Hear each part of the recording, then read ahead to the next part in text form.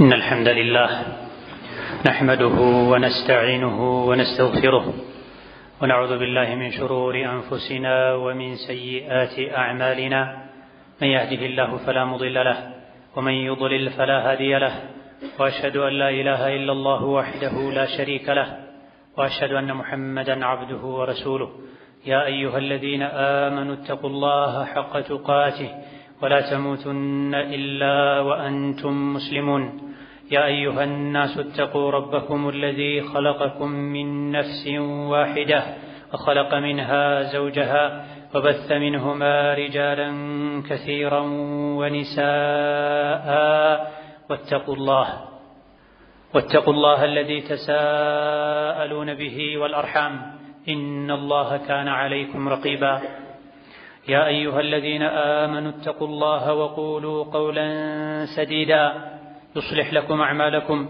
ويغفر لكم ذنوبكم ومن يطع الله ورسوله فقد فاز فوزا عظيما أما بعد فإن أصدق الحديث كتاب الله وخير الهدي هدي محمد صلى الله عليه وعلى آله وأصحابه وسلم تسليما كثيرا وشر الأمور محدثاتها فإن كل محدثة بدعة وكل بدعة ضلالة وأوصيكم ونفسي بتقوى الله يا عباد الله فاتقوا الله تعالى لعلكم ترحمون لعلكم تفلحون يا الله باروتوي الله يعزاكم بمتعزز يكلكلاكم بمكلكل ሁሌም በሁሉም ጉዳይ ላይ በሁሉም ቦታ ላይ ጌታ አላህን የሚገባውን ፍራቻ ፍሩት።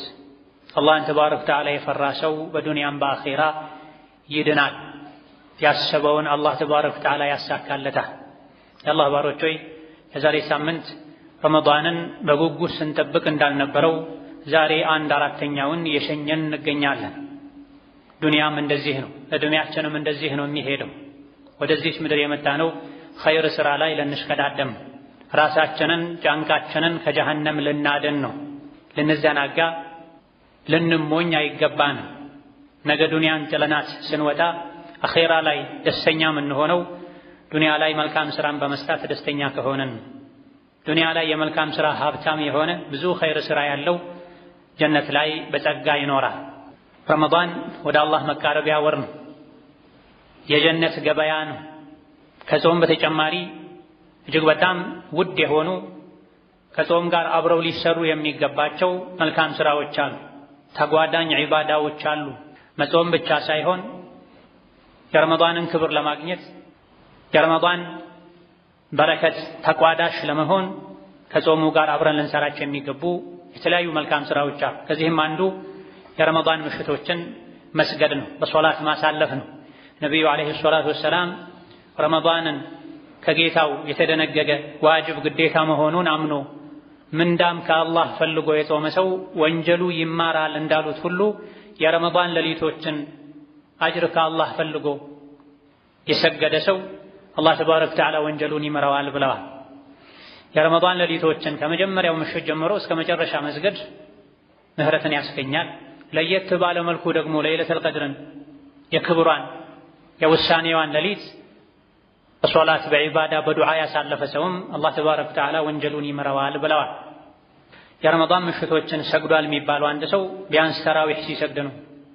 ከሙስሊሞች ጋር በአቅራቢያው በሚገኝ በአካባቢው ባለ መስጅድ የነቢዩን ሱና በጠበቀ መልኩ ተራዊህ የሰገደ ሰው የረመዳን ምሽቶችን ሰግዷል ይባላል። በዚህ ወንጀሉ ይማርለታል። የቻለ ሰው ቤት ከተመለሰ በኋላም ከስሑር በፊትም ዐሽረ ለዋኺር ላይ የሚሰገደው ተሐጁድ ቅያምም ጭምር በማብዛት የአላህን ምህረት የምናገኝባቸው መንገዶችን አጋጣሚዎችን ልናበዛ ይገባናል። ሁሉም እንደ አቅሙ፣ አላህ ከአቅም በላይ አያዝም። ሱና ነው ተብሎ የምሽት ሶላት ረመዳን ላይ መጥቶ የለበትም። እንደ ዋጅብ በመቁጠር ደግሞ በዛ ልክ የሚያመው ሰው መቸገርም የለበትም።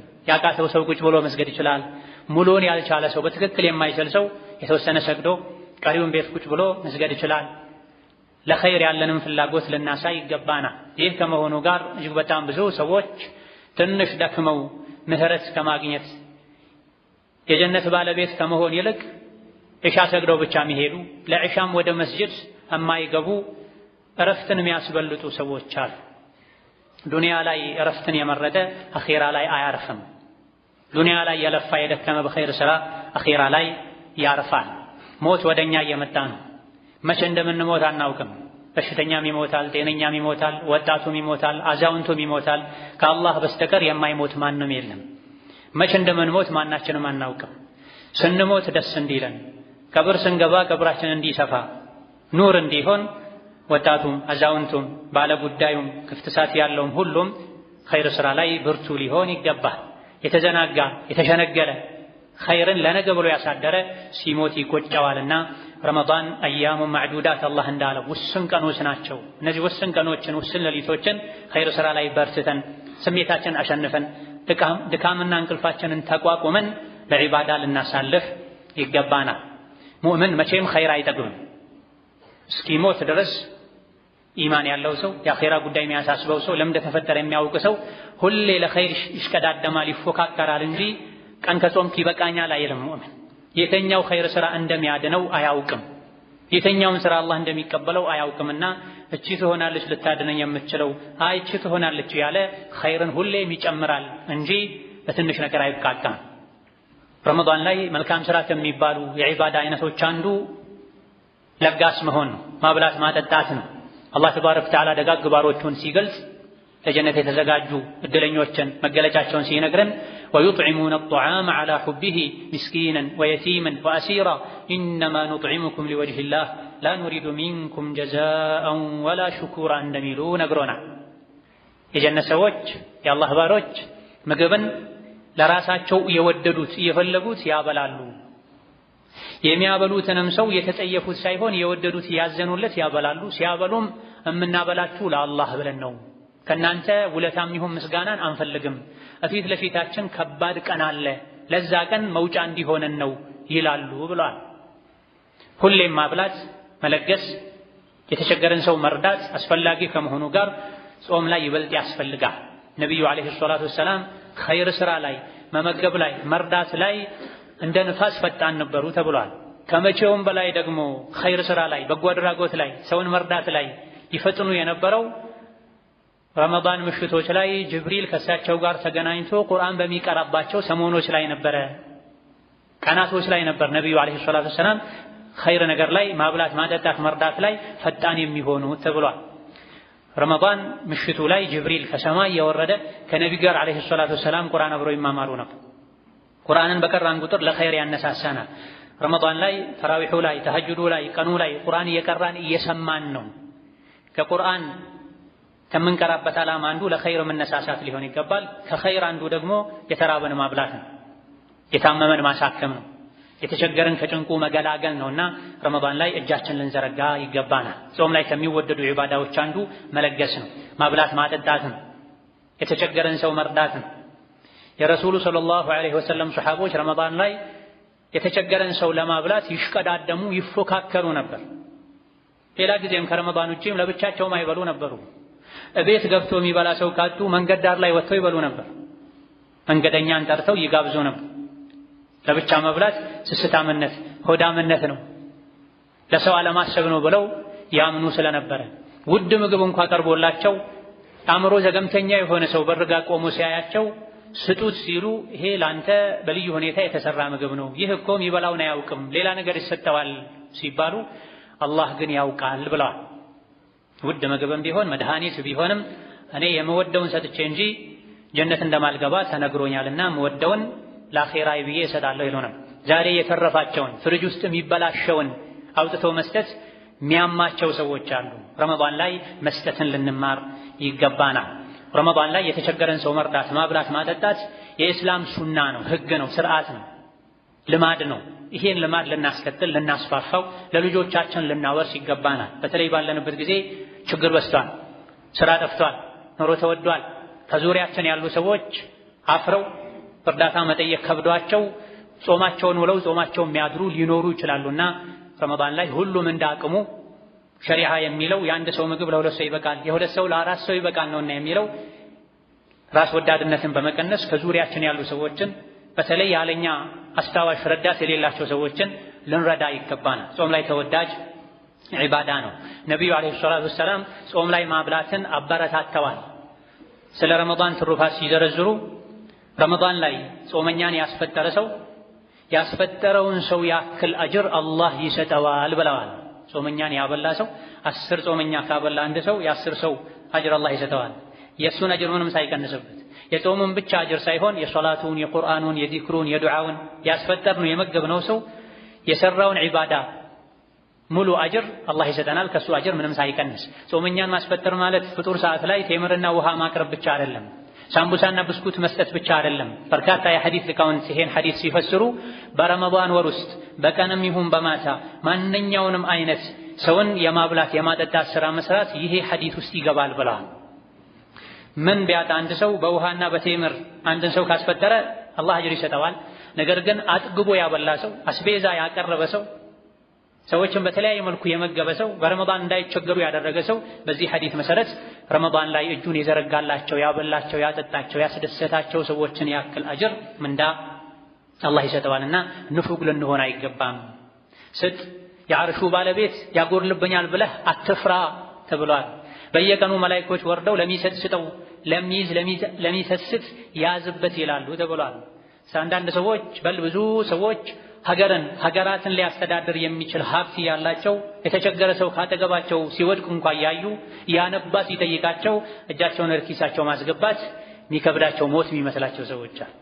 በዚህ መልኩ ስስታም መሆን ሸይጣንን ያስደስታል፣ አላህን ያስቆጣል። አላህ የሰጠን ልንሰጥም ጭምር ነው፣ ራሳችን ልንበላ ብቻ ሳይሆን። ረመዳን ላይ ከሚወደዱ ዒባዳዎች ሌላኛው መስጂድ መቀመጥ ማብዛት ነው።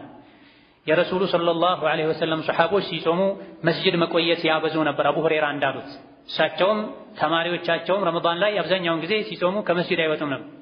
እሳቸው ብቻ ሳይሆን ከእሳቸው በፊት የነበሩ ሰሐቦችም ይሄን ያደርጉ እንደነበረ፣ መስጂድ መቆየትን ሲጾሙ ያበዙ እንደነበረ ተናግረዋል። ከእሳቸው በኋላ የነበሩ ታቢዒዎችም ደጋግ ቀደምቶችም ጾመኛ ሲሆኑ ካልተገደዱ በስተቀር ከመስጂድ አይወጡም ነበር።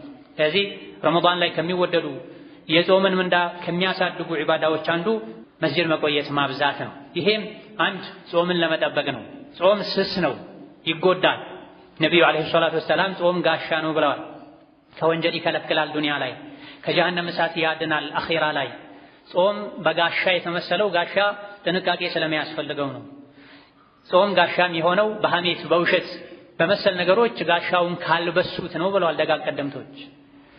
አካልን ለመጠበቅ ጾምን ለመጠበቅ መስጂድ ቁጭ ብሎ ዒባዳ ለማድረግ ቁርአን ለመቅራት 2 ረክዓ ለመስገድ ኢዕቲካፍም ለማድረግ ይሄን ሁሉ በማሰብ በማቀድ ዋጅብ የሆነ ከበድ ያለ ኃላፊነት የሌለበት ሰው መስጂድ መዋልን ሊያበዛ ይገባዋል። እስከ ዙህር ሰርቶ ከዙህር እስከ ኢፍጣር ያለውን መስጂድ ማሳለፍ፣ እስከ ዐሱር ሰርቶ እስከ መግሪብ ያለውን መስጂድ ማሳለፍ ግዴታ ካልሆነ በስተቀር ከመስጂድ መውጣትን መተው አንዱ ረመዳን ላይ ልናበዛው በአጥብቀን ልንይዘው የሚገባ ዒባዳ ነው።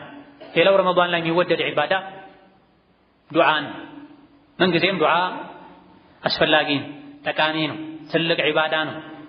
ጾም ላይ ደግሞ ይበልጥ ልናበዛው ወደ አላህ ልንቃረብበት ይገባል። ዱዓ ትዝ የሚለን ሲያመን ሲርበን ብቻ መሆን የለበትም። ራሱን የቻለ ዒባዳ ነው ዱዓ። ልክ እንደ ሶላት፣ እንደ ጾም፣ እንደ ሰደቃ በማንኛውም ሰዓት እጃችንን ያነሳን አላህን ከለመንን ካወደሰን ተጠቃሚዎች ነን። ብዙ ሰው ዱዓ ትዝ የሚለው ሲቸገር ነው፣ ሲራብ ነው። ይሄ ስህተት ነው፣ ራስ ወዳድነት ነው። ለራሳችን ሓጃ ስንል ብቻ ሳይሆን አላህን መለመን ያለብን አላህን ለማስታወስ አላህን ለማወደስ ወደሱ ለመቃረብ ብለንም ሓጃውን ባይኖረን ዱዓ ልናደርግ ይገባናል። ሲራጥን ያልተሻገረ ከጀሃነም ያልዳነ መቼ ሓጃ የለበትም ማለት ይቻላል። ትልቁ የሙእምን ሓጃው ከጀሃነም ድኖ ጀነት መግባት ነውና የጀነትን ምድር መርገጥ እስክንችል ድረስ ሲራጥን ከኋላችን ትተነው እስክናልፍ ድረስ ባለ ሓጃዎች ነን፣ ባለ ጉዳዮች ነን። ዘውትር አላህን ልንማጸነው ልንለምነው ይገባል። አላህ ተባረከ ወተዓላ ስለ ጾም የሚያብራሩ አንቀጾች መሃል ስለ ዱዓ ነግሮናል። የጾም አሕካሞችን ህጋቶችን ያብራራ መሃል ላይ ስለ ዱዓ ነግሮናል። ጾምና ዱዓ ግንኙነት እንዳላቸው ያሳያል። ነቢይም ዓለይሂ ሰላቱ ወሰላም ጾመኛ ዱዓው አይመለስም ብለዋል።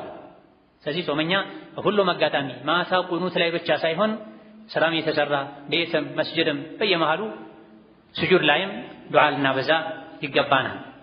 ለራሳችንም ለወዳጆቻችንም ለወላጆቻችንም ለሀገራችንም ለመላው የሰው ልጅ የዱዓ ዘርፉ ብዙ ነው።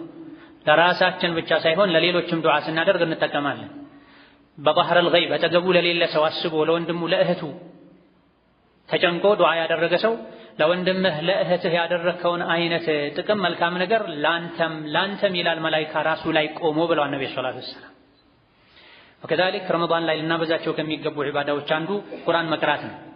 አላህ ተባረከ ወተዓላ ቁርአንና ረመዳንን አስተሳስሮታል፣ አያይዞታል። ሸህሩ ረመዳን الذي أنزل فيه القرآن ቁርአን አንድ ብሎ መውረድ የጀመረው ረመዳን ላይ ነው። ረመዳን ላይ ቀንም ማታም ቁርአንን መቅራት ማዳመጥ ማብዛት ይወደዳል። ነብዩ አለይሂ ሰላቱ ወሰላም ከጅብሪል ጋር ማታ ማታ ቁርአንን ይማማሩ ነበር። ሰሐቦችም ታቢዒዎችም ረመዳን ላይ ቁርአንን ያበዙ ነበር። በአንድ ቀን እንኳን ደጋግመው የሚያختሙ ነበሩ። ቢያንስ ሙእምን በየወሩ አንዴ ማختም አለበት። ረመዳን ላይ ቢቻል በየ3 ቀኑ በየ5 ቀኑ በየ7 ቀኑ መختም አለበት። ምን ቢያቅተው ሙስሊም ረመዳን ላይ አንዴ ማختም አለበት። የተቸገረም ቢሆን 30 ጁዝ ማختም የማይችል ሰው የሚችላቸው ሱራዎችን መደጋገም አለበት። ጭራሽ መቅራት የማይችል ሰው ማድመጥ ማብዛት አለበት። ቁርአን በረካው ኸይሩ እጅግ በጣም የበዛ ነው። እውነተኛ የአላህ ባሮች አንዱ መገለጫቸው ቁርአን መቅራትን ያበዛሉ፣ ያዘወትራሉ። አላህ ተባረከ ወተዓላ ቁርአን እንድንቀራ አዞናል፣ ነቢይን አዟቸዋል። ወአነ አትሉል ቁርአን ቁርአን እንድቀራ ቁርአንን እንድከተል አላህ አዞኛል ይላል። ወረቲል ቁርአነ ተርቲላ ቁርአንን አሳምረህ መቅራትን ቅራው ብሏቸዋል ነቢይን አለይሂ ሰላቱ ወሰላም። ይህ ትእዛዝ ለእሳቸው ብቻ ሳይሆን ለእኛም ጭምር ነው።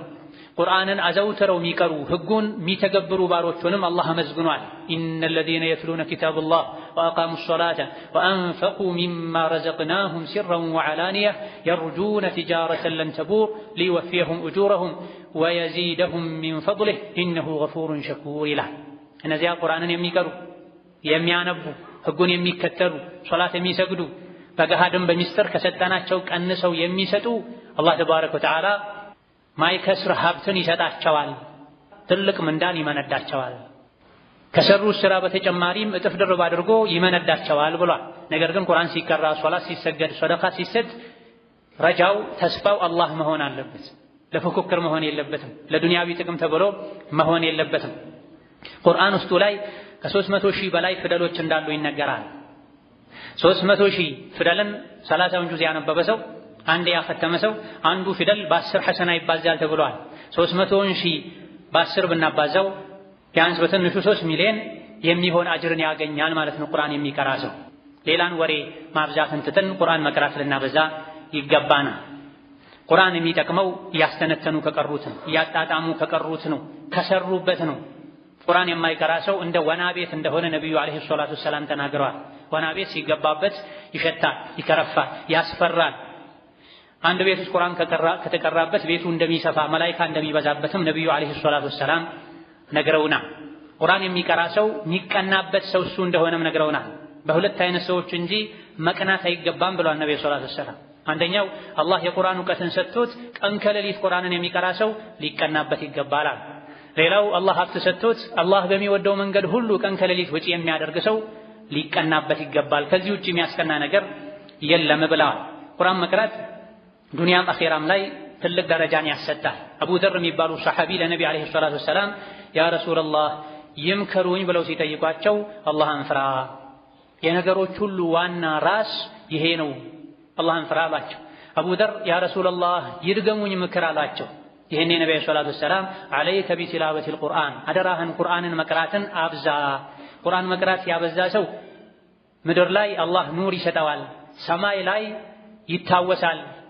አብዝቶ የሚቀራው ቁርአን ድልብ ይሆንለታል፣ ሀብት ይሆንለታል ብላ። ቁርአንን አዘውትሮ የሚቀራ ሰው፣ ቁርአንን የሚያስተነትን ህጉን የሚከተል ሰው ፊቱ ያበራል፣ ልቡ ይሰፋል፣ ከሸይጣን ይጠበቃል። አብዱላህ ኢብኑ አባስ እንደተናገሩት ቁርአንን ዱንያ ላይ በሚገባ የቀራ ሰው ዱንያ ላይ ከጥመት አኺራ ላይ ደግሞ ከሳት እንደሚድን አላህ ቃል ገብቶለታል።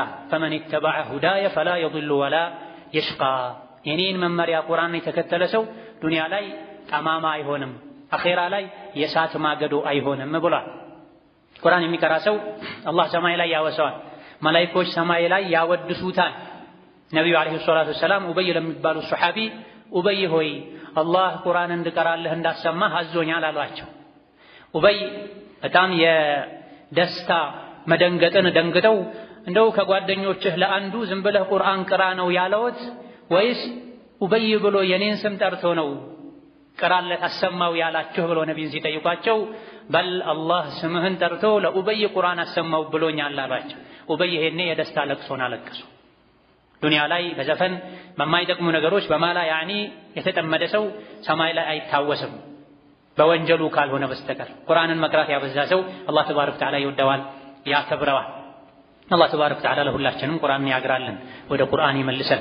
أقول قولي هذا وأستغفر الله لي ولكم ولسائر المسلمين من كل ذنب وخطيئة فاستغفروه إنه هو الغفور الرحيم والبر الكريم. الحمد لله على إحسانه والشكر له على توفيقه وامتنانه وأشهد أن لا إله إلا الله وحده لا شريك له تعظيما لشانه وأشهد أن محمدا عبده ورسوله الداعي إلى رضوانه صلى الله عليه وعلى آله وأصحابه وإخوانه وسلم تسليما كثيرا. أما بعد رمضان ከሌሎች ወሮች የተከበረ የተለየ ወር ነው። የወራቶች ሁሉ አለቃ ነው። ረመዳንን ያከበረ አላህ ያከብረዋል። ረመዳንን የናቀ ቸላ ያለ አላህ ቸላ ይለዋል፣ ይንቀዋል። ረመዳንን ከምናከብርበት መንገድ አንዱ ረመዳን ላይ ተወዳጅ የሆኑ ዒባዳዎችን ማብዛት ነው። ረመዳን ላይ ተወዳጅ ከሆኑ ልናበዛቸው ከሚገቡ ዒባዳዎች አንዱ ደግሞ ቁርአን መቅራትን ማብዛት ነው። ባለንበት ጊዜ ሰውን ሶሻል ሚዲያ አእምሮውን ሰርቆታል፣ ጊዜውን ሰርቆታል፣ አቅሉን ሰርቆታል።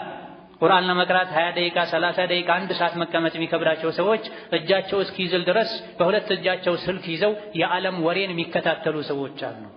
ይሄ ሒርማን ነው፣ አለመታደል ነው። ሌላ ጊዜውን በዚህ መልኩ ጊዜን በማይረባ ነገር ማቃጠል ከሙእምን ማይጠበቅ ነው። ቢያንስ ረመዳን ላይ ሌሎች ነገሮችን እርግፍ አድርገን በመተው በቁርአን ልንጠመድ ይገባናል። ዱንያ ኸይራችን ይስተካከላል። ቁርአን በመቅራታችን ብዙ ጥቅሞችን እናገኛለን። በአንድ ሐዲስ ብቻ የተነገሩ 4 ጥቅሞች አሉ ቁርአን በመቅራት የሚገኙ። ነብዩ አለይሂ ሰላቱ ወሰላም ከአቡ ሁረይራ ሙስሊም ባስተላለፉት ሐዲስ ላይ እንደተናገሩት ሰዎች ሰብሰብ ብለው ቁርአንን የቀሩ እንደሆነ በግልም ቢሆን ቢቀራ ይሄ አጅር ይገኛል። በተለይ ሰብሰብ ተብሎ ቁርአን ተፍሲርን፣ ቁርአን ንባብን የአላህ ቤት ላይ ቢቻል ካልሆነ ማንኛውም ቦታ ላይ ሰዎች ሲማሩ 4 ነገሮች እንደሚያገኙ ነብዩ ነግረውናል አለይሂ ሰላቱ ወሰላም። አንደኛ ሰኪናን የልብ መረጋጋትን አላህ ይሰጠዋል አሉ ቁርአንን የሚቀራ ሰው። ሁለተኛ የአላህ ረሕመት ይሸፍነዋል፣ በብዛት የአላህን ረሕመት ያገኛል። ሶስተኛ መላኢካ ይከበዋል። አራተኛ አላህ ተባረከ ወተዓላ ሰማይ ላይ ሆኖ ስለሱ ከመላኢኮች ጋር ይነጋገራል። አዘውትሮ ቁርአንን የሚቀራ ሰው መላኢኮች ያወድሱታል፣ መላኢኮች እስትግፋር ያደርጉለታል። አላህ ተባረከ ወተዓላ አርሹ ላይ ሆኖ ያወሳዋል በክብር። ሰላምን መረጋጋትን ያገኛል። ዘፈን መስማት፣ ቀልብ የሚያደርቁ ነገሮችን ማየት ልብን ያጣብባል፣ ሰላምን ይነሳል። ቁርአንን መቅራት ደግሞ ሰኪና መረጋጋት እንዲያገኙ ያደርጋል። ቁርአን በመቅራታችን ኃያሉ አዛኙ አላህ ያስታውሰናል። ቁርአንን በመተዋችን አላህ ተባረከ ወተዓላ እንደተተወ እንደተረሳ ነገር ያደርገናል። ይህን ሸይጣን ይጠጋናል። ቁርአንን በመቅራት ቁርአንን በማድመጥ ቁርአንን በማዘውተር የልብ መረጋጋት እናገኛለን። በዘመናችን ከታጡ ነገሮች አንዱ የልብ መረጋጋት ነው። ነብዩ ሰለላሁ ዐለይሂ ወሰለም ሐዲታቸው ላይ እንደተነገረው ከሳቸው ሰሐቦች መሃል አንዱ ፈረሱን በቅርብ ርቀት አስሮ ሱረቱል ካህፍን እየቀራ ነበር። ሱረቱል ካህፍን እየቀራ ሳለ ፈረሱ መበርገግ ጀመረ።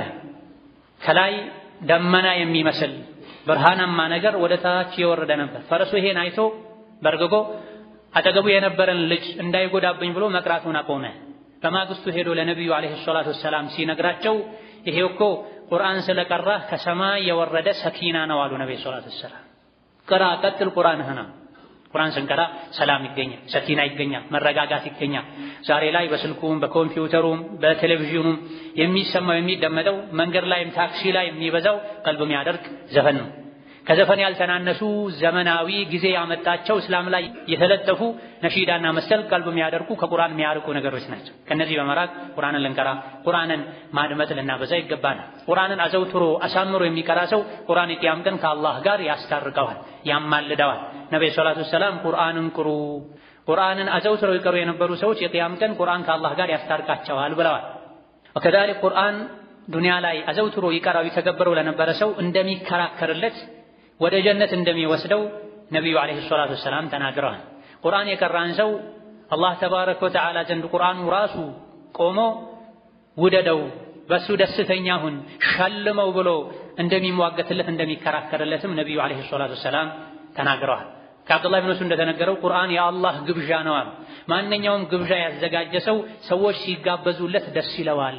ቁርአን የአላህ ግብዣ ነውና የአላህን ግብዣ አትተው ብለዋል። ቁርአንን ልንተው አይገባንም። ቁርአን መቅራት፣ መማር፣ መሐፈዝ፣ ልጆቻችንን ማስቀራት ልናበዛ ይገባናል። በሌላ ንግግራቸው አብዱላህ ብን መስዑድ ልቦች መያዣ ናቸው፣ ዕቃ ናቸው አሉ። ልባችሁን በቁርአን ሙሉታል። ልብ በቁርአን ካልተሞላ በሌላ ነገር መሞላቱ የማይቀር ነው። ወደ ቁርአን ልንመለስ፣ እንደ አቅማችን ቁርአን ልንቀራ፣ ልንሐፍዝ፣ ልንወደው፣ ልንናፍቀው፣ ልንጓጓለት።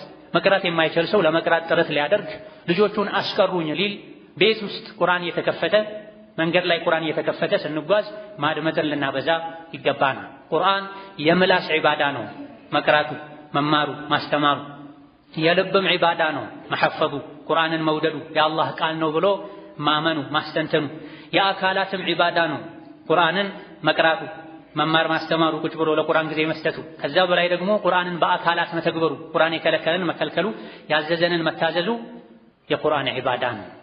አንድ ሰው ቁርአን ሲቀራ ልቡም፣ አካሉም፣ ሰውነቱም፣ ጊዜውም ጉልበቱም ጭምር በቁርአን ላይ በመዋሉ ድርብርብ አጅርን ያገኛል ማለት ነው። ቁርአን የሞተ ልብን የሚቀሰቅስ ነው። ተራራዎች ላይ ቢወርድ ቁርአን ተራራን ይንድ እንደነበር አላህ ነግሮናል። ከመሆኑም ጋር ግን ቁርአን ልባችንን ያንቀሳቀሱ አይደለም። ጂኖች እንኳን ቁርአንን ሰምተው እንደተገሰጹ እንዳመኑ ነግሮናል። ለምንድን ነው እኛ ቁርአን እየሰማን ማንገሰጸው? ለምንድን ነው ለቁርአን ማንጓጓው፣ ቁርአን ማንወደው ካለን ዋነኛው ምክንያት የወንጀል መብዛት ነው፣ የቀልብ መድረቅ ነው፣ አኼራን መርሳት ነው። ከዚህ በሽታ ለመውጣት ቁርአን መድኃኒቴ ነው፣ ስንቄ ነው፣ ምግቤ ነው፣ መጠጤ ነው ልንል ይገባን። ያለ ቁርአን እርቃን ነኝ፣ ያለ ቁርአን ሙት ነኝ፣ እኔ እንደ ሞተ ሰው ነው የምቆጠረው ብለን በሙሉ ልባችን ጊዜያችን ለቁርአን ሰጥተን ልጆቻችን የቁርአን ውዴታ እንዲኖራቸው ልናደርግ፣ ቢያንስ ረመዳን ላይ ከቁርአን ጋር ልንታረቅ፣ ተራዊህ ሲሰገድ ቁርአንን ለማድመጥ ልንጓጓ ይገባን። ቁርአን የአላህ ቃል በመሆኑ ልንሰማ ይገባን። አንዳንድ ሰዎች ቁርአን የሚሰሙት በጥሩ ድምፅ ከተቀራ ነው። በጥሩ ድምፅ ካልተቀራ ቁርአን አይመስላቸውም። ይሄ ጅህልና ነው፣ አላዋቂነት ነው። ቁርአን በቁርአንነቱ የአላህ ቃል በመሆኑ ብቻ ሊገስጸን ይገባል። በጥሩ ድምፅ ከተቀራ ቁርአን ይመስለኛል፣ በጥሩ ድምፅ ካልተቀራ ቁርአን አይመስለኝም የሚል ሰው የቁርአን እምነት ያልተረዳ ሰው። ቁርአን በምንም መልኩ በየትኛውም ድምፅ ቢቀራ ልብ ሰጥተን ልናደምጥ፣ ልንወድ፣ ልንከታተል፣ ተፍሲሩን ልንማር ይገባናል።